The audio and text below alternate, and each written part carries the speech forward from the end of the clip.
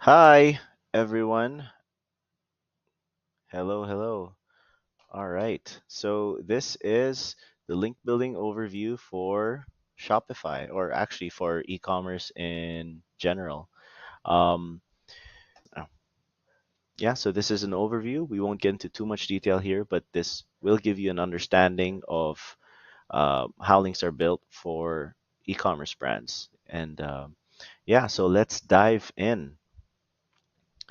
I'm Chris Graham, by the way, the co-founder of 607 Media. Been doing this for a while, and I'm the one in charge of the off-page SEO stuff.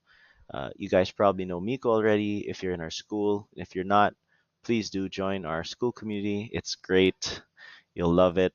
We share all our secrets there. We do have a 10x Shopify SEO Accelerator program, which is completely done for you. But if you want to do this yourself, that's totally fine. We share everything. That's what this video is for. That's what all our other videos and courses and documents are for. So, yeah, all right. So, link building for Shopify. What is link building? So, it's a process of getting other websites to link back to yours.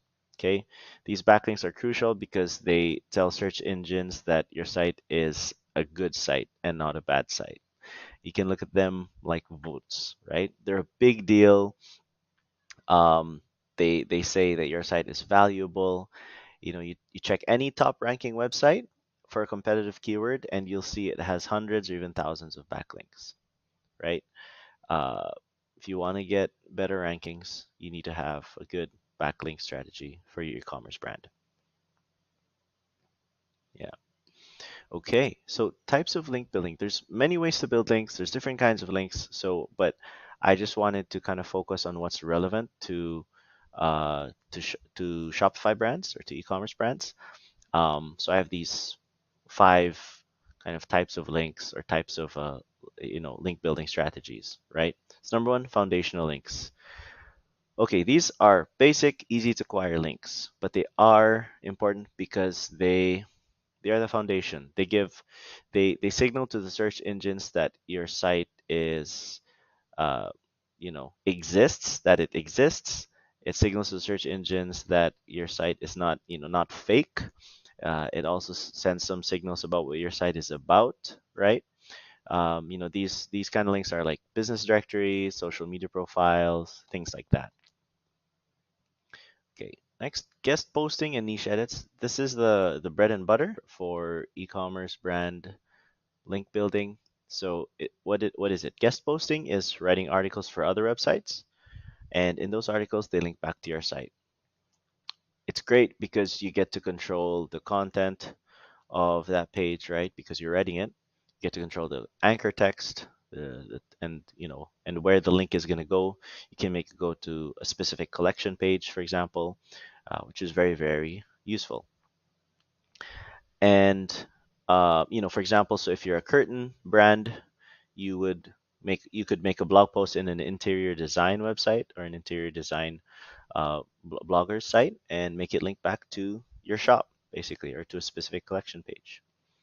Okay, niche edits. Niche edits are basically the same thing except it's on existing content. So let's say that interior design website, you've found an article that's relevant to you, to your brand or your page, and you then send a request, ask them to edit the article, and make it link to your page, to a specific page. So it's faster. It's usually more powerful because that page, since it's existing already, it probably has it ideally it has some traffic, so it passes that link juice straight to the page that you're targeting, right? All right, next is help a reporter out. Uh, Haro is a platform where journalists, request expert quotes and insights. Haro actually changed its name, but I like calling it Help a Reporter Out because it captures better uh, what this strategy is about. I think it's called Connectively. It's a new brand. But basically, the idea here is, on this platform, journalists give queries and they ask for quotes on things. For example, they could ask, "Oh, what's the best curtain design, or what kind of curtains should one person use?" Um, if there's a lot of light coming in from the window, for example. They might ask questions like that. They might ask medical questions, and it's a chance for your brand to show its expertise by answering it, right? So you respond to the relevant queries with, valuable information, and if you get selected, then you get a link back to your site. Okay. All right. Next is linkable assets. So the idea here is you create assets that are so good that people link to it. It's simple, but obviously it's not easy, right? But examples of these are comprehensive guides, infographics, calculators. You create them, put them on your site, and then you can do a little bit of outreach to relevant sites. And so, say for example, I made a really, really good infographic about how to choose the right curtain for your house, right? And it says it's really helpful. It's really, really detailed. Then, aside from putting it on your site, you could also do outreach to relevant sites and say, hey, this is an infographic. It's been really helpful to our audience. You, if you find it helpful too, please do link to it. And yeah, and basically that's one way to build backlinks to your site. Next is digital PR. So using public relations strategies to secure high quality backlinks. So basically the idea is you have a good story, a good press release, some insight, and you're pitching it to journalists and bloggers, right? So if you have some kind of data-driven insight that you found, you put it together into an article or a press release, and then you do some outreach to journalists. And if they like it, they'll write about it, they'll post it, and you get some really high quality backlinks, right? All right, next is understanding link quality. So not all backlinks are equal. Some are good, some are bad. So here are some factors that influence the quality of a backlink that you should understand. So do follow and no follow. Do follow links are standard valuable links that pass on the link juice. No follow links don't pass much value. Um, and so, not that you should never have no follow links, you should have a good mix of them, but you do want to focus your efforts on getting to follow links, right? All right. And anchor text. So, anchor text is the visible, clickable text in a hyperlink. Okay. So, what's the importance? Well, for example, if you want to link to a page about office chairs, an appropriate anchor text is going to be needed. So preferably something like office chairs, right? So it's a way to send the proper signals to the search engines about what certain pages are about, right? So the idea is to use descriptive, relevant anchor text, but still keep it natural.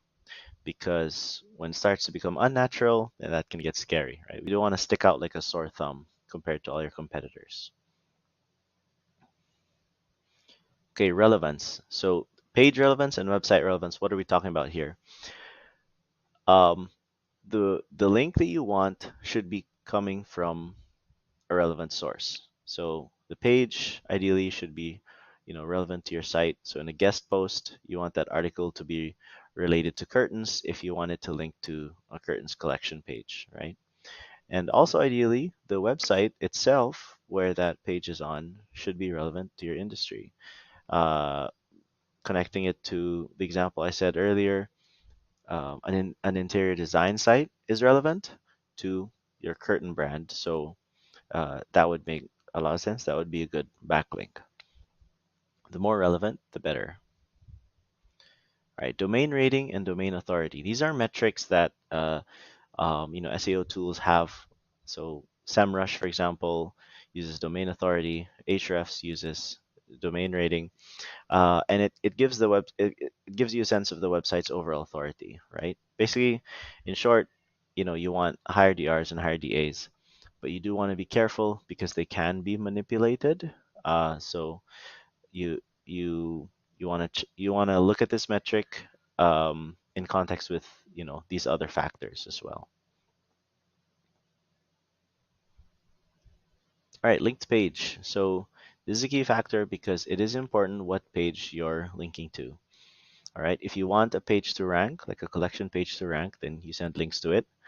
Um, but you do not want to overdo it. So if competitors have, only 10 links to a page, and you build 30, that's scary. You don't want to do that. You're sticking out like a sore thumb. Sore thumb, you could be penalized. You want to avoid things like that. So you want to keep things natural, basically. Natural. So you do have to sort through backlinks. You can't just um, build anything and everything. So how many backlinks do you need? So the answer is it depends. Okay, so it depends on your competition. Um, the more backlinks, the better. And if your competitors have more backlinks, then you need as much as they do plus plus. Okay, so the way we do that is we conduct a link gap analysis. So this is what a link gap analysis is. So here's, say for example, this is your website. You use SEMrush or Ahrefs to filter out your backlinks to only show the do follow backlinks and to only show links that have at least a DR or a DA of 30, and you see how many you have. So here there are 105 in this example, right? 105 referring domains filtered, with those metrics do follow DR30 plus only. And so what you do with that number 105 is you compare it with the numbers of your competitors. So let's say we apply those same filters to a competitor and they have 276 referring domains. Analyze 2 to 3 more and you might have an average of around 203 referring domains. So based on this, we have 105 referring domains, there's an average of 203. We need about 98 more referring domains. So this is I mean, the more the better, but at least this gives you a goal to hit, right? So spread that 98 over 24 months. You can aim for 4 new backlinks per month. I would say in this example, we'd aim for probably 6 to 8, maybe more, just to keep pace with competitors' backlinks too. And this is obviously something, this link gap analysis is something you should do every once in a while to make sure you're, staying competitive. All right, so avoid spam links. So beware of spam links. You can buy links from Fiverr. You can buy links. You probably received some emails offering backlinks, but those are generally low quality. You can double check to see if some of them are good, but they're usually low quality, and you know, uh, they either don't give any benefit to your site, but at worst they could even harm your rankings, right? So you want to avoid spammy links. So how do you know if a link is spammy or not? Well, you check it out. So is the link that could link to your site, is it a real website that people care about? Open it up. Does it look good? Does it look uh, clean? Is it talking about a certain industry, or is it talking about many different things, basically, is it a real website, right, that people care about? The other thing to check is history. So you can use Wayback Machine to see if the domain has been, purchased and rebuilt. Um, if it has been about, something else, a different topic before. Not that that's always a bad thing, but just check it out, right? You can see it. It could be, um, yeah, it could be a casino site before, but now it's suddenly an interior design site. It's like, huh? That's a flag for sure. Relevance. So is the site relevant to your niche, right? Is it talking about the things that your brand is about, right? You wanna you wanna avoid general blogs that are set up to just sell links. So you you if you open up a site and you get the sense that it's just about everything and anything, then it could be a site that's set up just to sell links. So you want to avoid those. Okay, traffic. So does the site have real organic traffic? Is it trending upward or is it at least stable? I would say a bare minimum is 1,000 visitors per month is what you want to have at least, and you want to avoid any sudden dips in traffic because that could mean that it was hit by a penalty, right? and quality backlinks. So does the site itself have high quality backlinks? If yes, then great. If not, then you're passing bad link juice to your site if it doesn't have good quality uh, backlinks, right? So yeah, obviously prioritize quality over quantity. A few high quality links are better than many low quality ones. Okay. All right. So I'd just like to say, we have our 10x Shopify SEO Accelerator program, which is it's a done for you program that helps Shopify brands add $20,000 in monthly profit. But if you do want to do these things yourself, that's totally fine. We will keep sharing our secrets. But if you specifically want help with your off-page SEO, if you just want, to get a certain number links to your site every month, we can help you out with that.